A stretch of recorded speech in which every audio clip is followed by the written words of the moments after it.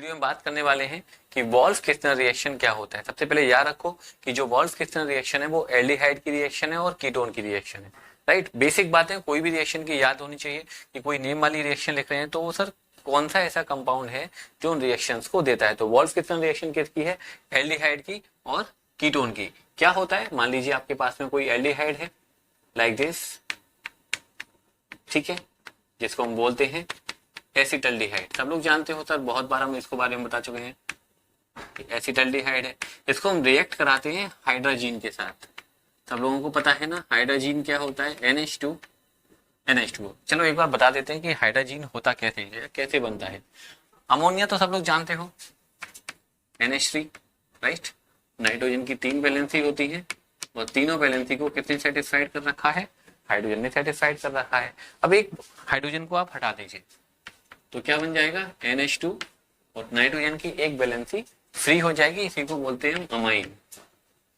इसको क्या बोलते हैं? अमाइन। तो अमाइन के डेरिवेटिव होते हैं। हमने आप लोगों को एल्डिहाइड और कीटोन में अमाइन के डेरिवेटिव के साथ में रिएक्शन लिखाई हुई है, तो वही है। अगर यहाँ पर मैं OH लगा दूंगा तो इसको हम बोलते हैं हाइड्रोक्सी अमाइन।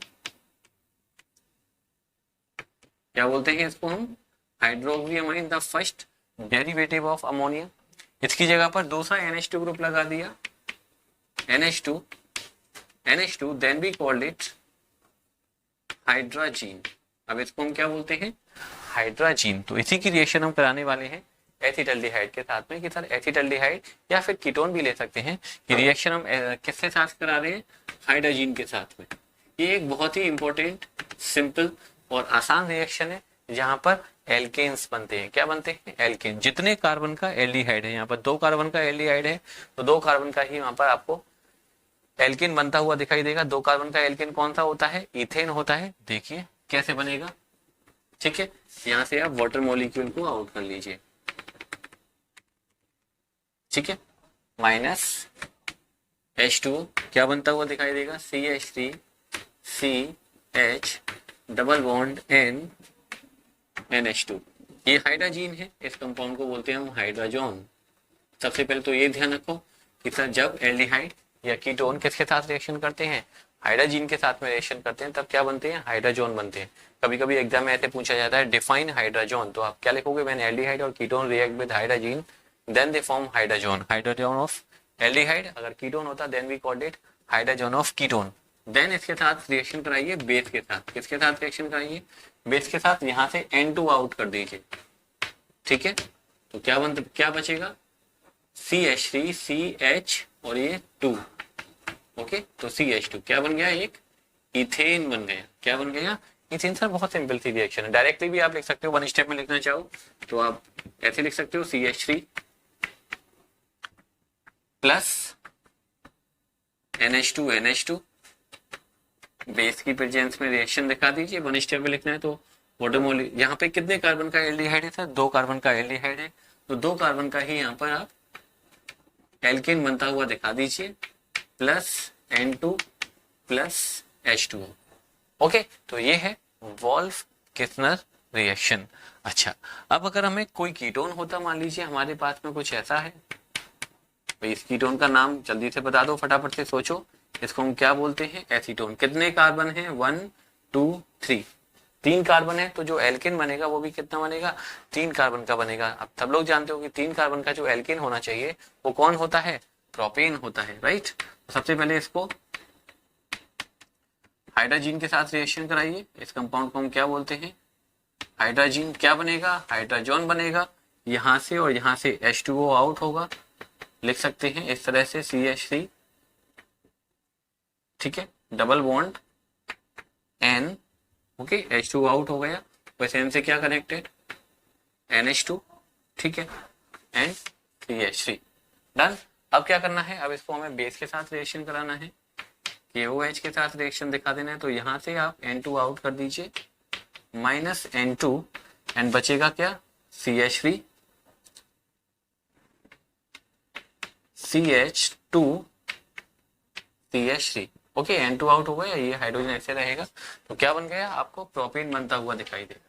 तो वॉल्फ किस्टनर रिएक्शन को याद रखो सर, एक बहुत ही इंपॉर्टेंट रिएक्शन है एल्डिहाइड की और कीटोन की। अगर आप कोई डेफिनेशन लिखना चाहे तो डेफिनेशन भी लिख लीजिए। हम बोल रहे हैं कि when aldehyde and ketone react with hydrogen then they form hydrogen further react with base KOH then it form alkane, okay, having same number of carbon atom। इस बात को ध्यान रखिएगा, जितने कार्बन एटम यहाँ पर हैं उतने ही कार्बन एटम आपको यहाँ दिखाई देंगे। इसकी जगह कोई और भी हो सकता है ना। बेंजल्डिहाइड अगर आप लोगे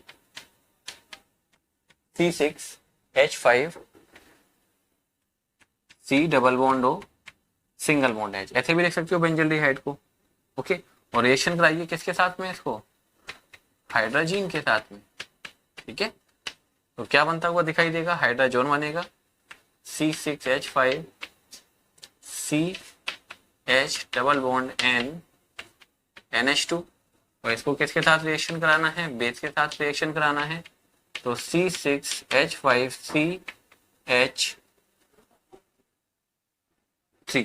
ओके, क्या बन गया, टोलुइन बन गया, ओके, क्या बन गया, टोलुइन बन गया। तो ये बात ध्यान रखो, बेंजल्डिहाइड को टोलुइन में बदलना है तो कौन सा रिएक्शन करिए सर, वॉल्फ-फ्रित्सन रिएक्शन करिए। बहुत इंपॉर्टेंट रिएक्शन, बहुत आसान रिएक्शन एल्डिहाइड एंड कीटोन की। फिर से बोल रहे हैं कि जब कोई एल्डिहाइड या फिर कीटोन किसके साथ रिएक्शन करेगा, हाइड्रोजन के साथ रिएक्शन करेगा तो हाइड्रोजन बनेंगे।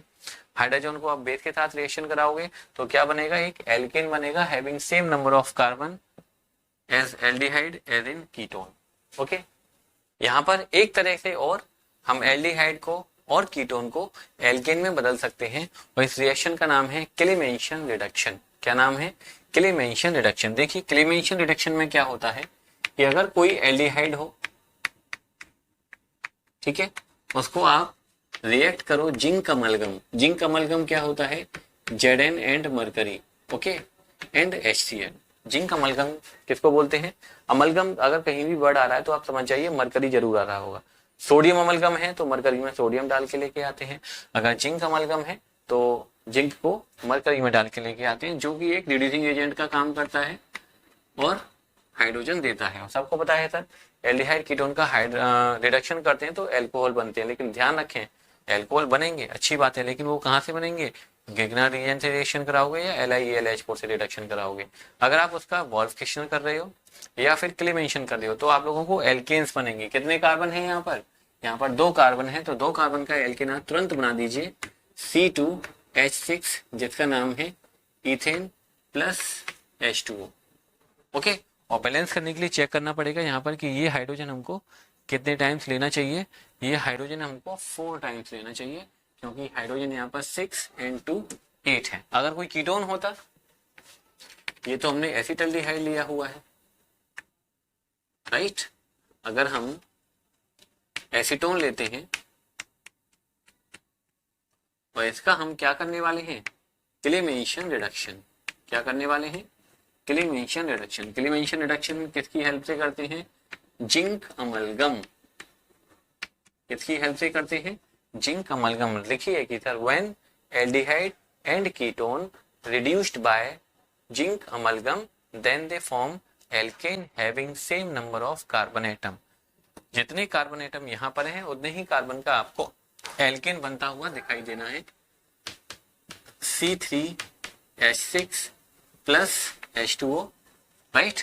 और यहाँ पर 4 टाइम्स आप H लगा देंगे। तो ये बात हो गई क्लेमेंशन रिडक्शन की। तो 2 तरीके हैं जहां पर किसी भी आप एल्डिहाइड को या कीटोन को किस में आप बदल सकते हो, एल्केन में बदल सकते हो, एक वॉल्फ-फ्रित्सन रिएक्शन की हेल्प से और दूसरा क्लेमेंशन रिडक्शन की हेल्प से।